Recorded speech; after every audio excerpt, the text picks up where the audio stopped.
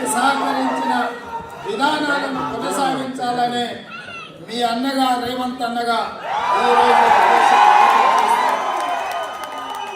మంచి ఎవరు చేసినా మంచి పనులకు ఎవరు పునాది రాయి వేసినా వాటిని పాటించడానికి వాటిని కొనసాగించడానికి నాకు కానీ మా ప్రభుత్వానికి కానీ కాంగ్రెస్ పార్టీకి కానీ ఎలాంటి భేషజాలు లేవు.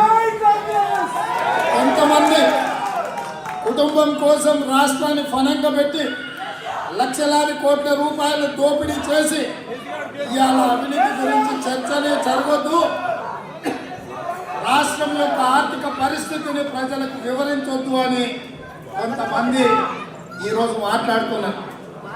మిత్రులారా, 60 సంవత్సరాలు 16 మంది ముఖ్యమంత్రులు తెలంగాణ రాష్ట్రానికి ఇచ్చిన అప్పు 72,000 కోట్లయితే ఒకే ఒక్క కుటుంబం 10 సంవత్సరాలలో 7 లక్షల కోట్ల రూపాయల అప్పు చేసి ఆ దరిద్రాన్ని ఇవాళ మన నెత్తి మీద పెట్టి మిగులు రాష్ట్రంగా ఉన్న తెలంగాణ రాష్ట్రాన్ని అప్పుల ఊబిలో ముంచి ఇవాళ ప్రభుత్వ ఉద్యోగులకు జీత భత్యాలు ఇవ్వలేని పరిస్థితి తెలంగాణ రాష్ట్రం ఉంది.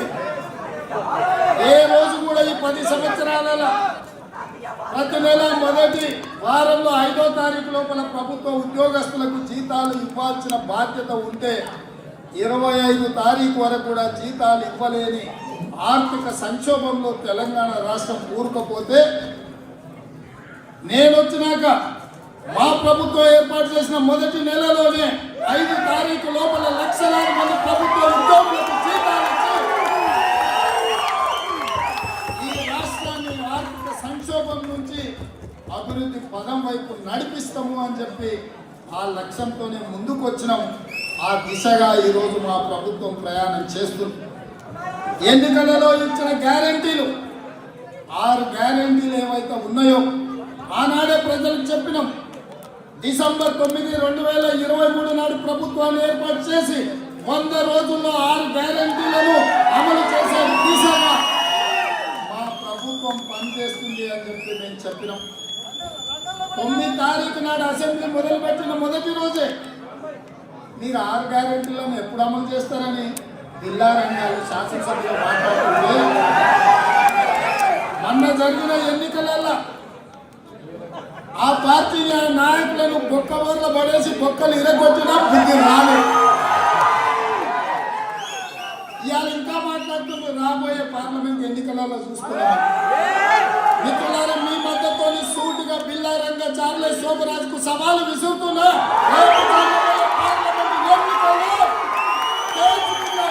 రోజుల్లో తెలంగాణ గడ్డ మీద కాలు పెడతా బిడ్డ, ఆ రోజు చెప్తా 26 తారీఖు తర్వాత ఇంద్రవల్లిలో మొదలుపెట్టి తెలంగాణ రాష్ట్రం నలుమూలల సుడిగాలి పర్యటన చేస్తా.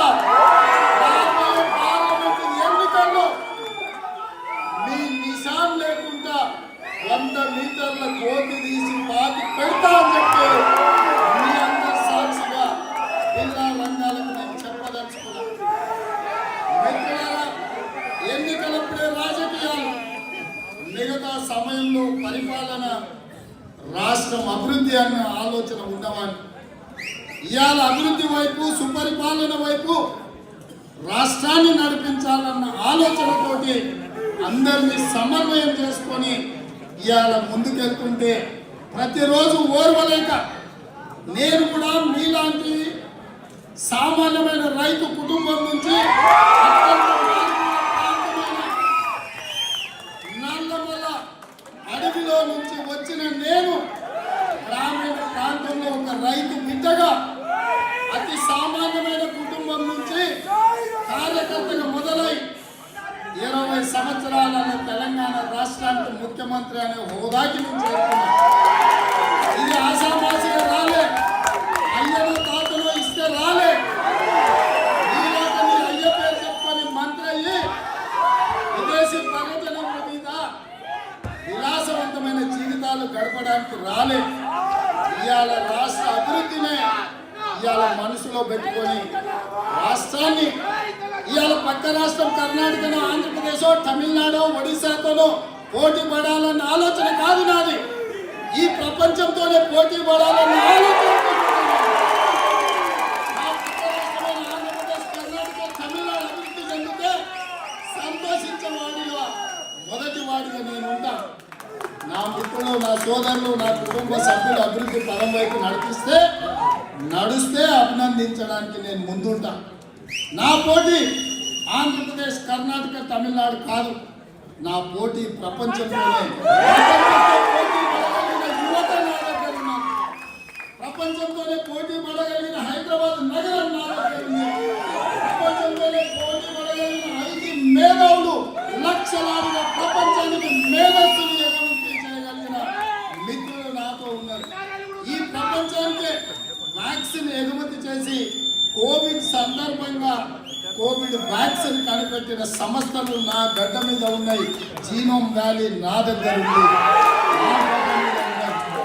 ఇవన్నీ పెట్టుకున్న నేను అంతర్జాతీయ ఎయిర్పోర్ట్ కావచ్చు, ఔటర్ రింగ్ రోడ్లు కావచ్చు, ఐటీ ఫార్మా కంపెనీలు కావచ్చు, ఇంత సంపద పెట్టుకున్న నేను, మీ అందరి అభిమానం గుండెల నిండా పెట్టుకున్న నేను ప్రపంచంతోనే పోటీ పడతా తప్ప ఇవాళ తీసిన ఈ చట్టం మొత్తం నాకేం పోటీ అని చెప్పి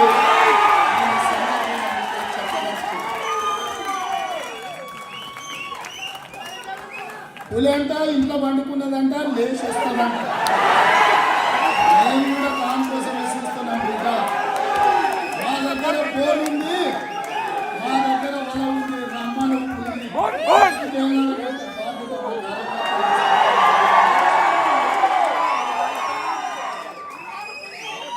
ఒక్క ఏడికే కొత్త బర్ల పడ్డోళ్ళందరూ వచ్చి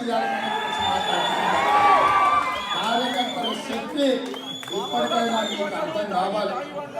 ఆ అహంకారం ఏంది, ఆ బలుపేంది, ఆ మాటలేంది, ఇంత కూడా దిగినట్టు లేదు.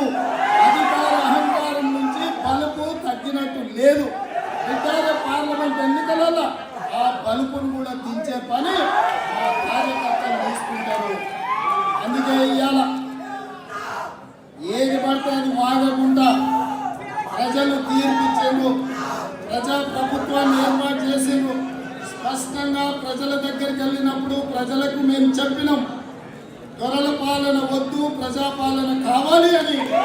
ప్రజాపాలనకు ప్రజలు ఆశీర్వదించిండ్రు. ఇవాళ ఆశీర్వాదంతోనే మేము తెలంగాణ రాష్ట్రంలో ప్రభుత్వాన్ని ఏర్పాటు చేసినాం. తెలంగాణ ప్రజల ఆశీర్వాదంతోనే ఇవాళ గ్రేట్ బ్రిటన్కి వచ్చినాం. ఇంతమంది కుటుంబ సభ్యులందరినీ కలుసుకున్నాం. ఇవాళ కేంద్రంలో చూసినాం. ఒకప్పుడు అక్కడ కలుషితమైన వాతావరణం, కానీ ఇక్కడ ప్రజల సహకారంతో దాని ఒక వ్యాపార కేంద్రంగా, అభివృద్ధి పర్యాటక కేంద్రంగా ఈ ప్రభుత్వం, ఈ ప్రజలు తీర్చిదిద్దేరు. అందుకే ఈరోజు నా ప్రజలకు, తెలంగాణ ప్రజలకు మూసి రివర్ ఏదైతే ఉందో ఈ రోజు కాలుష్యంతో మూసి మొత్తము మురికి కూపంగా మారింది.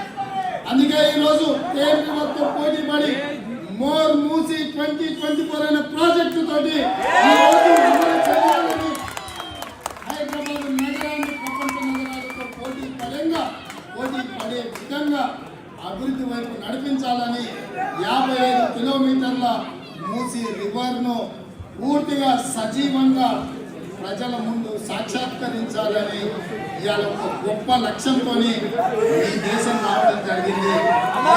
అన్నిటిని కూడా మా అధికార బృందంతో పరిశీలించడం జరిగింది.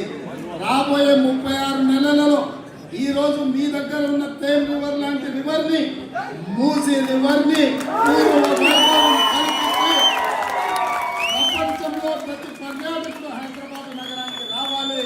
గోల్కొండ చూడాలి, చార్మినార్ చూడాలి, చూడాలి, నెక్లెస్ రోడ్డు మీద ఫోటోలు దిగాలి. ప్రాంతం పెట్టుబడులతో మన పూర్వీకులు మనకిచ్చిన ఏవైతే శిల అక్కడ ఉన్న సంపద ఉందో వాటన్నిటిని కూడా ప్రపంచానికి పరిచయం చేయాల్సిన బాధ్యత మన ప్రభుత్వం మీద ఉన్నది.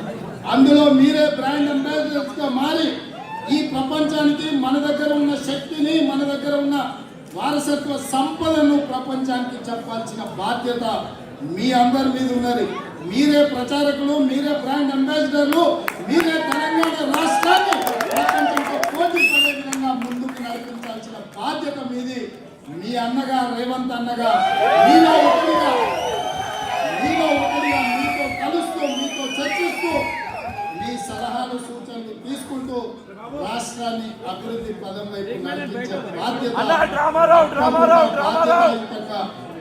నెరవేరుస్తానని మీకందరికీ తెలియజేస్తున్నా.